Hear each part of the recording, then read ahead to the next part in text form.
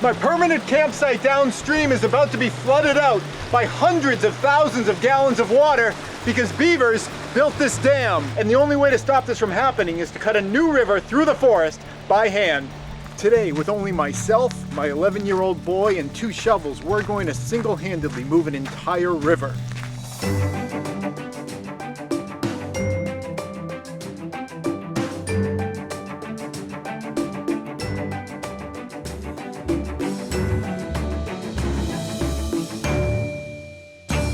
Okay, so here's the situation. This pool right here is a new addition that's created by the beaver dam that's just behind these trees over here.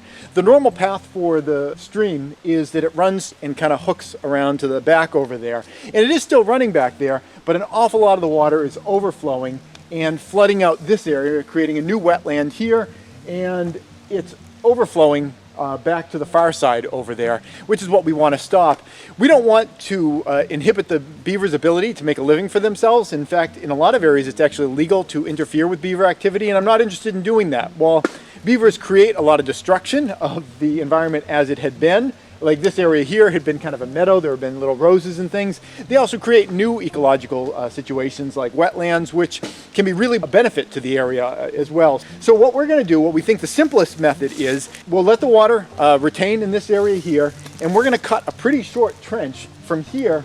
There are some fallen logs which we'll have to kind of move around. There are a few trees, but not that many. Tree roots are always a little bit of a challenge for digging. There's not that many trees here. I think we're going to be able to get around it. So what we're going to do is have the water pour directly in here, and that should make it so that it's not flooding out our trail and the beavers can still do what they need to do. The way that we're working as 2 people is I'm going ahead of river and I'm doing kind of little dots, so it's kind of connect the dots to get us all the way over to the pond that we're trying to drain. The digging here is pretty easy because a lot of this is just silt from years and years of overflow from the stream. So digging's pretty easy. The only thing that we're dealing with here and there are just some roots, but we don't really have to be all that careful about cleaning around all the roots because as the water comes down, the water is going to do the final sculpting for us. I feel like we're doing a great job getting the trench cut in, but boy is the water giving us a run for our money. It is getting awfully close to flooding out that campsite. The way that we've been digging in here is just grabbing the multiple sides, the hole that we want to dig, and use my body weight to drive the shovel in, and then move 90 degrees to the other side. And once we get all the way around it, we're able to lift out a pretty easy clod of dirt without too much effort. The beaver dam is just up over here. The water is overflowing it and heading off into the woods towards our camp. It's within 50 feet of our camp at the moment. We need to work quickly, otherwise the entire camp is going to be flooded out. The type of shovel that I'm using today is a shovel made by Razorback. Razorback tools are really my favorite tools. These things just last and last. I think this is something I'll be handing down to him someday, and he could even give it to his grandkids because they're so well made. I've used a lot of tools in the past where the handle will break off, or even just when you're using it you feel like I can't put that much pressure on this because I'm afraid I'm going to snap the handle. I never feel that when I'm using any of the Razorback stuff. So if you're looking for a forever shovel or a forever rake or something that you're going to buy once and you're never going to have to replace that again, I'd highly recommend Razorback stuff. There's been a lot of anticipation leading up to this moment. We've done a lot of work getting the trench together, and at this point it's complete, and we have a plug set in there, and what we're going to do is release the plug and let the water just rip through the trench that we created.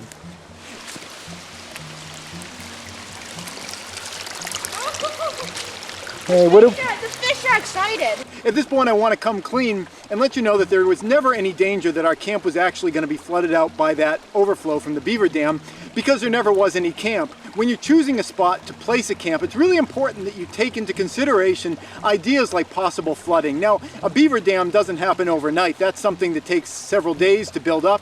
And the thing that was actually being threatened by the beaver dam's overflow, we didn't just cut that trench for nothing, was some of our trail system here on our property. That was what we were trying to reduce the flooding in. But when you are choosing a place place to camp, it's important to choose a place that's not going to be at risk of some kind of a flash flood event.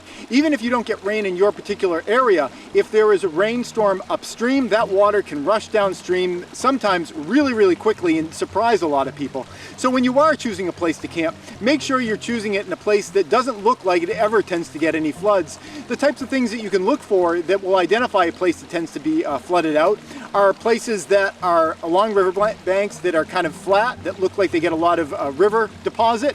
Places especially where you see a lot of plants that are leaned over from periodic flooding, pushing those plants over, muddy soils, all these types of things can be indicative of a place that you should be careful about, because you might set up while it's dry, but it could get wet really, really quickly and really, really dangerously. And that's the reason why I wanted to create this video. But it's not the only reason. The other reason I wanted to make this video is to remind people that it is important to get outside and experience real nature with your real hands. So many of us today are content to just sit back and watch other people experience life on a screen, but it's really critical to get out there yourself and feel what it feels like to lift a shovel full of dirt, to feel what it feels like to work with a time limit where there are real stakes attached to it. I think it's important whether or not you're in a situation that's life or death, or just trying to live each day to the fullest. Working on this project with myself and my boy, it was a great opportunity for us both to get a little exercise, to enjoy each other's company, and again, to live in the real world through our own first-hand experience. I hope you found this video enjoyable, and thanks for watching. Please subscribe for new videos all the time, and if you'd like to support this channel, you can do so either through Patreon or PayPal.